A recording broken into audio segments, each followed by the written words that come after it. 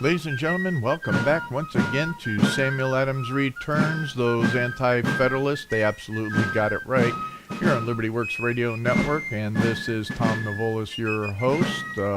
And you know what? Here we go again with an interesting week of activity and some pretty darn good speeches by President Trump that we have heard. And in addition to that, I'm a little bit behind on some of those speeches, and so usually a couple days as I do my catch-up later on. I necessarily don't watch things live, and then I kind of dwell on them a little bit and chew through all those different activities that have been going on. One of the things that has been very bothersome, and we're going to talk about it a little bit today and start out in the program. Well, let me tell you a couple things I want to talk about. One of the key components of today's program, we're going to talk about out of one of Donald Trump's speeches this past week or so, where he hammers once again on the Senate for the over 200 appointments waiting to be validated or approved through that Senate process, as is in the Constitution, that they have that ability to do that. We're going to touch on that. I think it's really key to understand what Hamilton was actually. You know me. I'm really not a big fan of Hamilton because I think he turned out to be one of our first in the government creators, not even in the swamp yet. He was in New York, and that's, as you well know, or do you know that that's where our first seat of government is right there in Lower Manhattan, right on Wall Street at the Federal Building, right there. I mean, it's right there on the corner on Wall Street. So when we think about Hamilton being from New York in the first place, and then writing as a Federalist, being allowed to sign the Constitution illegally, if you will, just out of generosity, more or less, because as I've mentioned before, the New York delegation pulled out, but because of his contributions and that Washington liked him, the convention said he could sign the Constitution, but it was not a valid signature for New York or representing New York. It was kind of Hamilton just signing for himself. So always get that clear. And that then when we look at the Federalist Papers, which we're going to delve into again, is that I'm impressed to an extent in what he does carry out through Federalist number 76 and 77 in relationship to this issue with the Senate, and going along and taking a look at presidential appointments. So we're going to talk about that. But first, what I really wanted to get into right off the bat is all of this activity that we've seen in the various students across the country in support of those that died in Florida. Really? I don't think they were in support of those that died in Florida at all, but that what they have been is their minds have been perverted and bent quite clearly by the socialist communist teachers that are dupes. They're dupes. They don't even know what they are, these teachers, against who we are as a people. So they're anti-American. They're not even American by virtue of what our founders would establish and what's in, and I say that by what's in the Federalist and Anti-Federalist papers, what's in everything that we have here just on the Founders' Constitution. If these teachers and these students had any clue of anything that was established by the founders, they would have never walked out of their classrooms, and they would be asking for more training for themselves. They would be saying that everything that has been happening in this humanistic perversion of constitutionalism and the republic they'd be standing against it. But we don't have that. One of the things that there's about a month ago almost now, I mean, my time gets away. If I don't cover something in a program almost, and I run out of time, sometimes it gets stuck on the back channel. So what's happened and what we have going on right now out there as part of the narrative, the shutting down of free speech, if you will, free speech, anything other than the socialist progressive agenda, that is part of a plan that I've mentioned for years now. Sobolov was a communist strategist, and Kozak wrote the analysis of what happened in Czechoslovakia with the whole idea of the pressure from below and the pressure from above.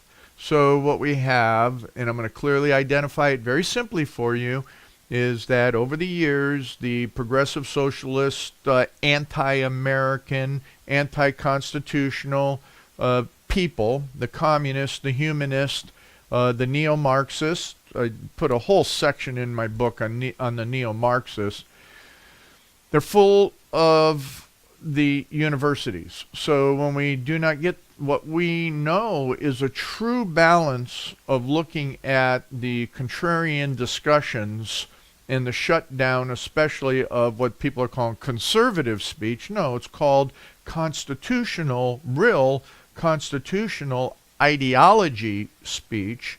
When that's shut down, that's because of these neo-Marxists that have been in the universities, who are the intelligentsia, who have become the policy makers. Okay? And with that, now we have people that have gotten elected. And just this past week, California is absolutely subversive by having an undocumented and illegal immigrant appointed to a high political position in their state. They're just out of control. They are out of control. But, they're just, no, there's no but about it. They're out of control. So anyway, let's ratchet this back. So as part of the Kozak analysis of Czechoslovakia, you get people elected with the communist, neo-Marxist, progressive ideology. In the case of Czechoslovakia, it was pure communists were elected into parliament.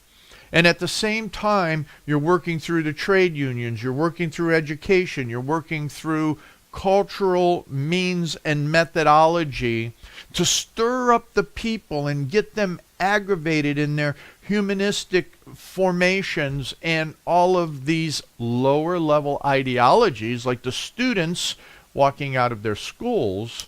And what you have then is exactly what Kozak prescribed as a way to take over a country that is either parliamentary or a constitutional environment.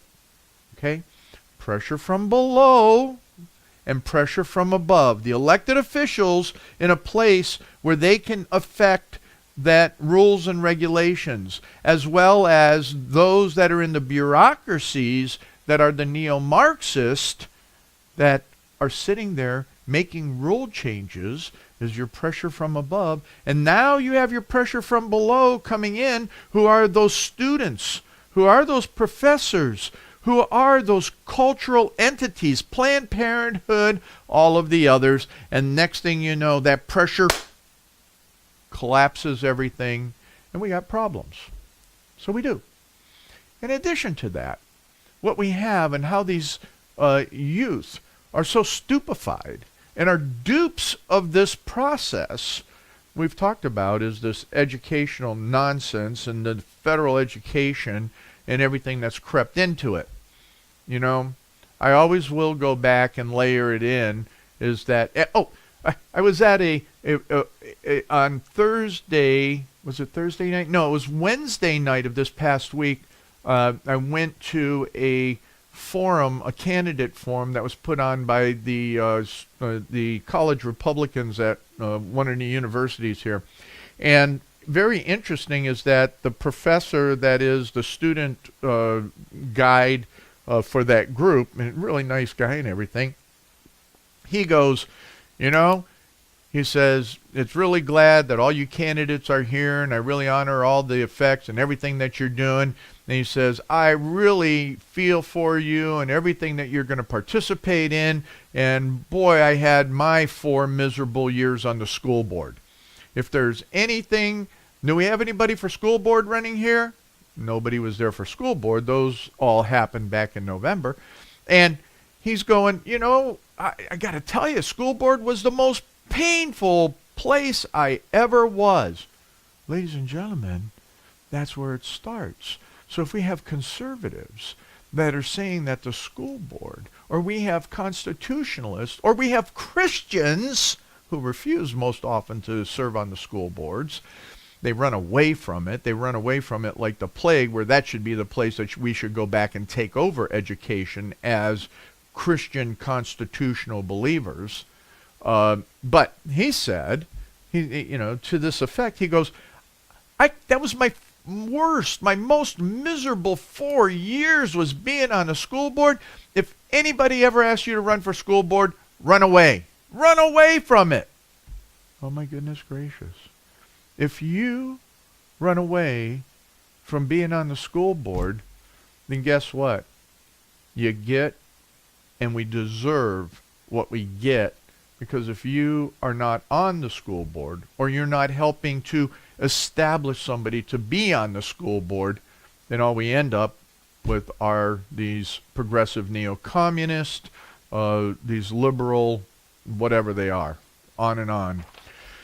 Anyway, it got me going really good, and what happens is that in all of these educational institutions, and even for these kids, what happens is, I talked about the Hegelian dialectic a couple months ago. And it's really a technique called the Delphi technique. Interesting.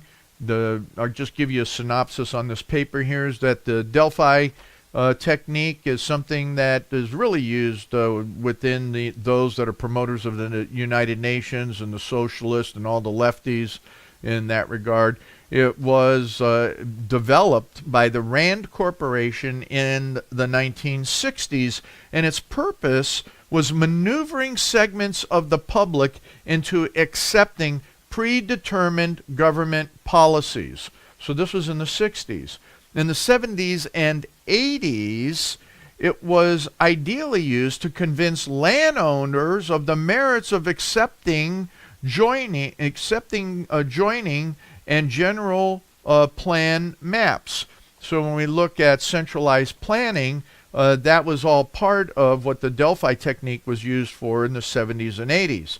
Now it's being employed to persuade the public to accept outcome-based education, all of the other education stuff that's going on out there, and licensing of all employees, endorsements of the certificates of initial mastery, everything that's going on with sustainability, everything now that's happening in the arguments of gun control, and anything else that's happening on the campuses. When we look at the ability to speak constitutionally, not just this conservative idea, because as I tell you in my book, what the heck's a conservative? That's a loose term in my mind, and in my book as well. Yeah, that book right back, whatever it is up on the shelf, there it is up there, that book. So anyway, this whole Delphi technique is something that's used to take and put you in a corner. We're going to come back in the next segment, because amazingly, we're already through this first segment, and we're going to talk a little bit more about the Delphi technique, because in a very interesting way, I can't put it in a one-on-one analysis with what Hamilton was talking about, but in a generalized perspective, when you take and have an oligarchy that starts shoving people in a direction, then what you have is the Delphi technique. So come on back in the next segment, because Samuel Adams and those anti-federalists, they absolutely got it right, And, it's a delight to be here with you on Liberty Works Radio Network, where Liberty works for you. Ladies and gentlemen, welcome back once again to Samuel Adams Returns, those anti-Federalists. Boy, as I finished off in the last segment, they got it right. They absolutely did. And as we look at what Liberty is all about, I want to talk to you a little bit more about Liberty Works Radio Network. This is Tom Novolis, your host. You know what? Go onto the website, check it out. It's a listener-funded network. Really appreciate those of you that take the time to join me on Saturdays and then follow up on YouTube and actually watch the archive of me smiling at you that you can't see here on the radio, but as well as you can enjoy some of the facial expressions, or I think where Kathy laughs a lot of times is the old eyebrow lifts that I give when I talk. So anyway, I think you could get a good chuckle out of the character that you can observe on YouTube as much as you can enjoy that character right here on this radio program. So I appreciate you being here. The network appreciates you donating. Excuse me. Hit that donate button there on the website. I'm glad you're checking it out and doing that. And if you want to contact me, please do so at tom@samueladamsreturns.com. Very simple. tom@samueladamsreturns.com. And I'd be glad and delighted to hear from you. But as we wrap back, and during the break, Kathy looked at me and she's just shaking her head and she's saying, what in the world was that professor talking about? How can someone who's supposed to be the leader of these young college Republicans, well, he's the staff facilitator of the club on campus, and it's interesting, this is a satellite campus of Kent State University, and he's one of the 3%, as he said, the 3% of the conservative / Republican professors in a university system. So number one, for him to be there and to be conservative and that's kind of interesting, or even to be a Republican and whatever else. But the appalling thing that Kath was struck by was his willingness to say, glad all you other guys are running, man. If anybody ever asks you to run for school board, run away from that.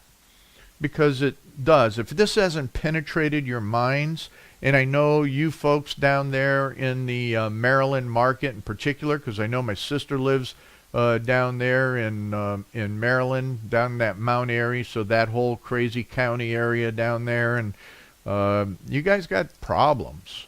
And the problems is that you have all the swamp monsters on the school boards, and with that, you have the evil that perpetrates the insanity, and that's it. It perpetrates the insanity. What else can I say about it? And with that, they do exactly as we finished the last segment. They are masters of the Delphi technique. They are the masters of knowing how to take and table you. Now, one of the places, and I think I mentioned it a few weeks ago as well, that experienced this technique extremely well was when Obama came into office and he was trying to put his budget together. So typically is how it'll go if it's working on an Agenda 2030 program, sustainability. You have your planners, your central planners for city, county, state, and what they will do to try and implement these insanities and evils, anti-American methodologies of controlling us through. And you know what, folks? Please take that. I got to stop. Because I know you here on Liberty Works Radio Network understand that, but you that may follow up on YouTube here, go do your homework, because this stuff is real. And this is the Delphi technique that's allowed you to be stupid, uninformed, and have a twisted mind and become a dupe of these ideologies. Because that's what happened to these kids in school. They're dupes of the ideologies. They're minions of the ideologies. And the ideologies are contrary to everything that our founders designed. So with that, usually if you're going into something like the budget talks, or you're going into these sustainability things, or you're going into these other working groups, if you will, each table has a facilitator, someone who will know how they're going to steer the conversation. And usually each people, the people at the table are instructed as to, what the answers among themselves are and the questions are going to be, and the idea is to arrive at a consensus. Now, if you're outside of that direction, that consensus, well, next thing you know, you're getting tabled. And you're going to hear things like, oh, we don't have time to discuss that now, or we'll discuss that at another date, or we can discuss that after the meeting. There's no way that they want to have a real conversation during the meeting, and so their intention is to make you quiet, to isolate you, or even discredit you as a dissenter. Okay? And you see that happen at school board meetings. You see that happen at city council meetings. You see it happen at a lot of different public venues where you take, and if you have a contrarian position, you get tabled, or you get isolated, discredited, and sorry about that. Those for watching, that was like the hazards of a mustache. Sometimes the mustache hair gets away from you. Then you got to capture it while you're talking. But hey, we have a little fun on here. It's serious stuff, but the simplicities of life are the breakups to the insanities before us. So let's finish this up real quick on this Delphi technique. It's used, surveys are used a lot of times, manipulative to bring about consensus. We see that a lot, especially from the left. You see that in just these phone calls that you get for these polling. If that's not the Delphi technique, I don't know what the heck it is. So we just can go on in talking about this. Surveys will sometimes use grading like, agree all the time, agree most of the time, agree some of the time, agree not much, agree never. Or their grading will ask things most important, moderately important, and least important. I got to say, you see that even what comes out of the Republicans, and at the end, everybody wants your money. They want your money. Not only do you get tax out the kazoo, but all these other organizations want your money. All right, let's wrap this thing up here in a minute. We could go on to the surveys and talk about things, whether it's the different councils, so on and so forth. So the Delphi surveys, they're saying they're to educate people, but the idea in the education is to actually manipulate your thinking to go with whatever consensus is. And most of the time, they want to redevelop your mind into what is right and wrong. That's what it is. I mean, look at these kids. How is it? And the questions that were asked out there is, how is it that these kids are so willing to give up their rights? How is it that these kids are so willing to become slaves and they don't even know it? Interesting. It gets interesting. All right. Because we're probably totally halfway through this next segment about now. Are we about halfway through? Oh, wow. We're moving more than halfway through. So let's get to it.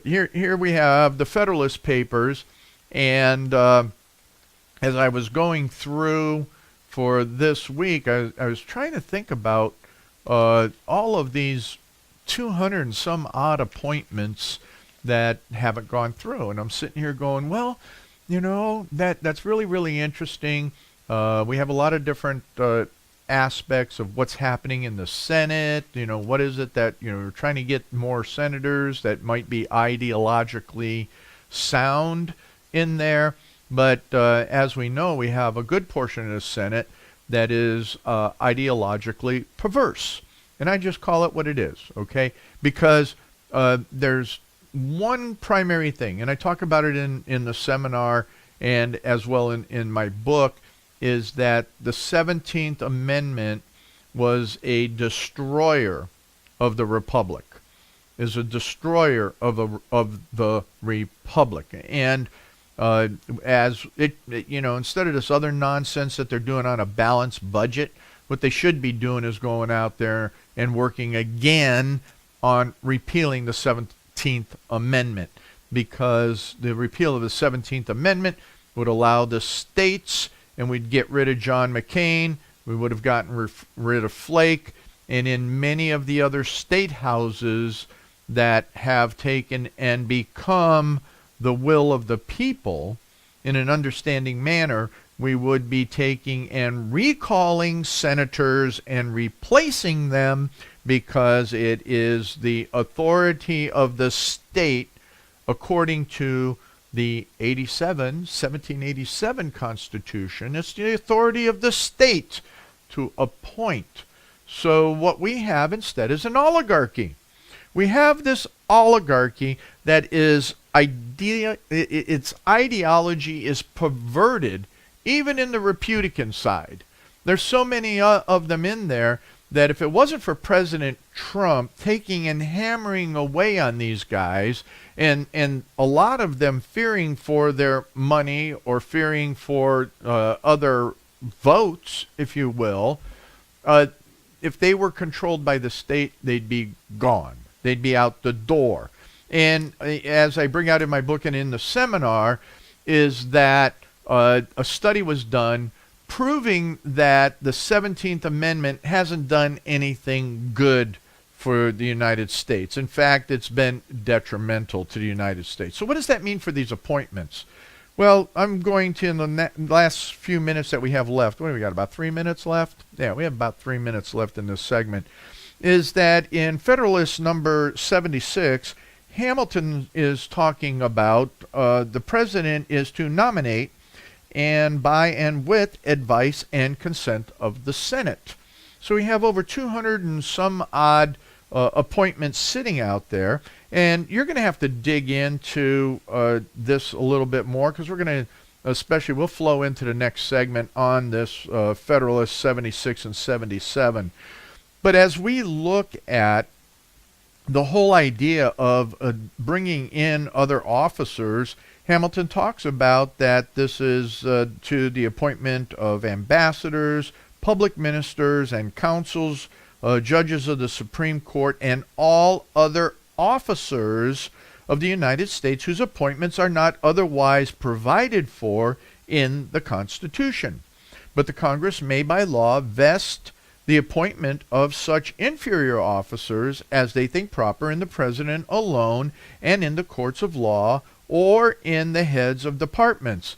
Now, the interesting aspect of that is, to the extent, and I haven't followed up on this, and I don't know how Congress or how the Senate in particular may have pulled back on this, but during the latter years of the Obama administration, I know that they were clamoring for just all of the appointments without the consent of the Senate. And I think somewhere along the line, and I didn't have a chance to do my homework on this, I think somewhere along the line that the Senate did. They said, we don't have time for all of these different appointments and blah, blah, blah, blah, blah, lazy bums, so that they, only have to work, 3 hours a day type thing.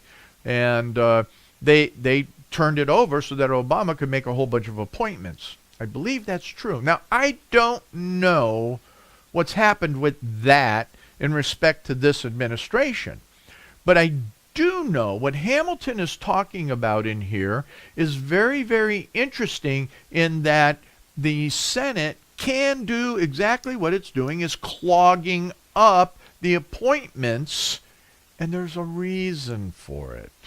And the reason is not ideologically evil, okay? And that's what we have right now going on, especially with the Democrats and the way that they have the Senate rules set up, that they need to have a majority so that these appointments can go through. So we're going to have to get back to 76, and that's not 1776, but Federalist 76 and 77 when we come back in the next segment. And once again, come on, take a look at Sam Adams' website sometime. That's SamuelAdamsReturns.com. And, touch bases with me and let's have a conversation here on Liberty Works Radio Network, where liberty does work for you. Ladies and gentlemen, welcome back to this last segment for today. You know what? It's like a lot of people are out there celebrating. I should have brought in the green bowler hat that I have, for St. Patty's Day. It'd be a lot of fun, be silly or whatever.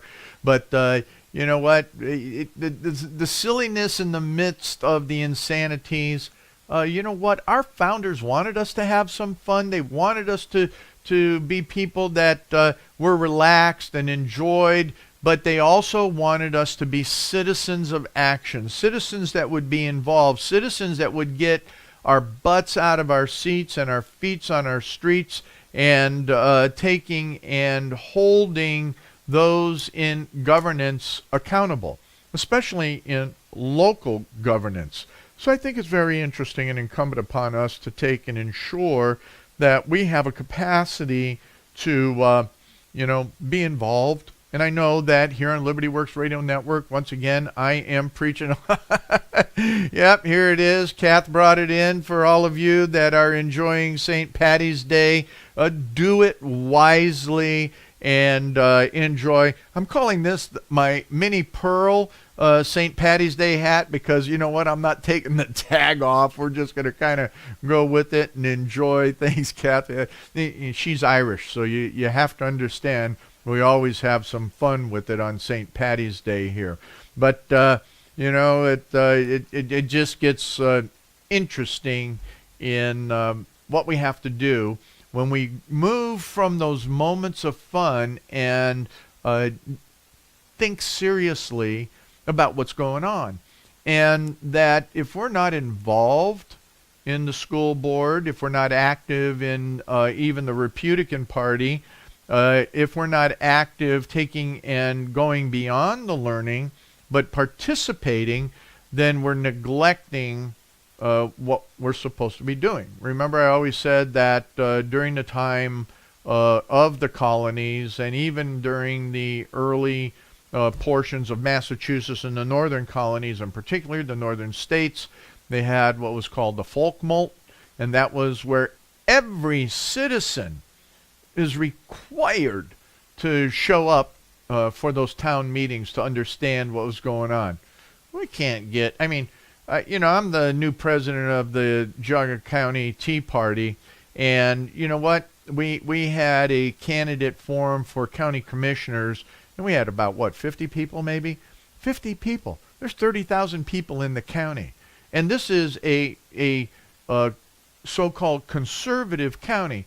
So one would think that you would have a whole bunch of people, at a venue. The venue was able to hold about 150 people, and to get 50 where you could have had 150, very interesting.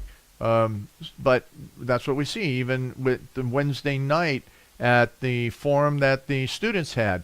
There was most of them were candidates, and there was probably about another 20, 30 people, a few students, and so on and so forth. So when there are these different things, and I know that on Saturday nights, you down there in that Maryland area, that market space, you guys have your Patriot Night. Folks, go out, hear what's going on, get involved. We just got to do it. The people that were arguing these whole things during this Federalist and Anti-Federalist debate, they were getting together. That's what the conversations were at the pubs, at their meeting places, at the churches. Can you believe that? Yeah, that's the majority of where people met, was at the churches. And they talked political. They talked about what was going to happen in their nation. They talked about what was going to happen for voting in the churches. Oh my. Wow. Elders, deacons, if you're listening to me today, okay, go read. Okay, all right, I'm going to stop. But if you're an elder, or if you're a pastor, or if you're a deacon, and you're not taking and working up to this primary season by having an open door meetings at your churches, I'm going to tell you, where did Jesus take, and go read just everybody loves the Gospel of John. I love the Gospel of John. It gets right down to the heart of Jesus Christ. But every time I've been going through again for, I don't know, the 100th time on the Gospel of John in my morning reads, is that what is coming to me more than ever before is where Jesus met when he was in Jerusalem. Everybody go, temple. Really? Yeah, he met in the temple. But where did he meet in the temple? Do you know? He even met in the treasury. In the treasury. So folks, think about that. Open up your church doors. Start having those meetings that you need to invite the citizenry, even if it's your conversation of your, what do they call them, congregation. Even if you have your congregation in and have a conversation, that's what you need to do. It's part of the extensibility of the gospel. All right, enough of that. So Hamilton was talking about this, and he says that the whole idea of Congress may make those laws, the president can take and do what he's supposed to do and nominate for all these different positions. The president should have the power to fill up all vacancies, which may happen during the recess of the Senate. Boy, oh boy, I'll tell you right now, old... What's that turkey's name? That the head of the Senate right now. Boy, I'm having a. Oh yeah, McConnell. Kathy's giving me the word there from the control room. Is old Mitchie McConnell. Mitchie McConnell, you better not take the Senate out of session because you know what? I think Trump would absolutely use this authority, and he should. Because you got all those limp-wristed Democrats that aren't doing they're doing their job according to their ideology. Anyway, he can do that. He can go in there. That's in the Constitution that he can and make those appointments.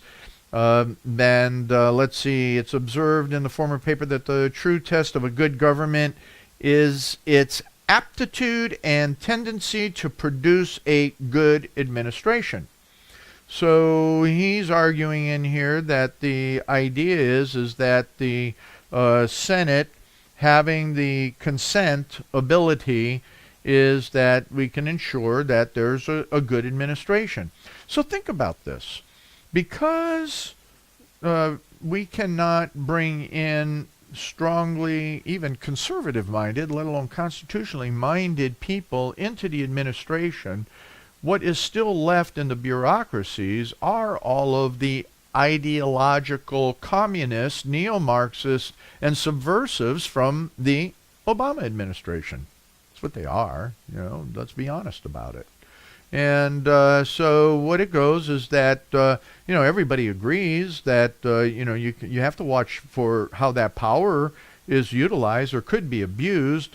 Well, wait a minute. When the Republicans had it and when Obama had a second term, all those appointments, they didn't stop them, even though they knew they were ideologies were perverted on all those that were being appointed by Obama. They were anti-American, anti-constitutional. They were all a bunch of neo-Marxists.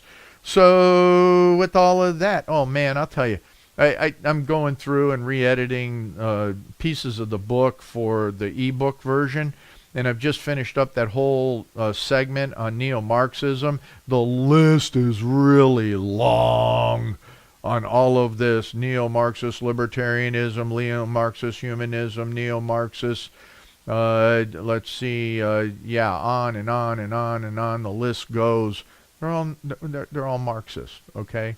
And so their ideology is perverted by whatever adjectives or nouns that they are the adjective to. But in the end run, it is what it is. So the idea here is in 76, and what he's talking about is presuming that there's agreement and that you're looking at people that have the intellect and the ability for good governance. Well, you have to understand what good governance is, and that the sole and undivided responsibility of one man will naturally beget a livelier sense of duty and a more exact regard to reputation. He will, on this account, feel himself under stronger obligations and more interest to investigate with care the qualities requisite to the station to be filled, and to prefer with the impartiality the persons who may have the fairest pretensions to them all. He goes in here and he starts talking about, in 77 in particular, about this idea of cabals and all of the other influences that can happen, and friends putting in friends, and ideologues putting in ideologues. Boy, oh boy, oh boy. And it all stems from the oligarchy. I love this. Here in 77, he says that the private attachments of one man might easily be satisfied, but to satisfy the private attachments of a dozen or of 20 men would occasion a monopoly of all the principal employments of the government in a few families, and would lead more directly to an aristocracy or an oligarchy than any measure that could be contrived. If to avoid an accumulation of officers, there was to be a frequent change in the persons who were to compose the council. And he was talking about a council that was being identified by the Anti-Federalist as how you would take and ensure that these appointments would be valid and good, and how you would assure then the stability of government. Right now, we don't have any stability in our government, and when I went through and surveyed everything and read through what it is, and he was talking about on how to have the energy in the government, which means how you would get things accomplished in government, we need to have the proper appointments. But also, in those appointments, what we've had, and boy, I'll tell you what, I was looking at this daylight savings thing that happened this past weekend as well, and boy, Nixon really screwed it up with not just the daylight savings. He did it with the whole, starting this whole thing on the EPA, all of that. I went back and I had to dig into everything that Nixon did, and I'll tell you what, sadly, I've come to the conclusion, as much as Nixon was kind of interesting, especially in regards to the Vietnam kind of getting ended there, the whole point of it is that, boy, for the rest of what we have now, he set it up. He set up all the sustainability nonsense and everything else. So when we look at all of the policies and the holdovers and the bureaucrats and those that get away with so much, yeah, it matters. Policy matters. People matter because people make policy, and their ideologies matter. So, wow, you know what? That's an interesting pitch for the Samuel Adams Center for Political Science, because we have to go back, and that's education. We have to go back, work with our youth, help them understand Founders' original intent. Founders' original intent is so, so critical. Jeez. And that means we have to have a moral and virtuous people. And that means, you know, you guys that I already talked about that need to open your church doors and all of that stuff so we can have these general meetings of the public that talk about the political things and policy things. We have to talk about them in a context that is meaningful from truth and meaningful from a position of morality for good governance. The only place you're going to get that is, as our founders clearly understood, is that if you had a Reformation biblical worldview, and that you get out there and do something. So that's what I want. I want you guys to open up your doors. Hey, you know what? Invite me down and in to give my seminar on the Tale of Two Constitutions. How about if I even give my seminar on what it is about, not all conservatives are constitutionalists. Oh, that's all right. You got a couple good people down there in the Maryland area that are doing some of that work as well. But you know what? I know you're active, you on this program, but you out in the YouTube world, the majority of you aren't. You're sucked in. You're the minions and the dupes of the ideologies of students that are willing to walk out of their classrooms because they are happy to give up their rights.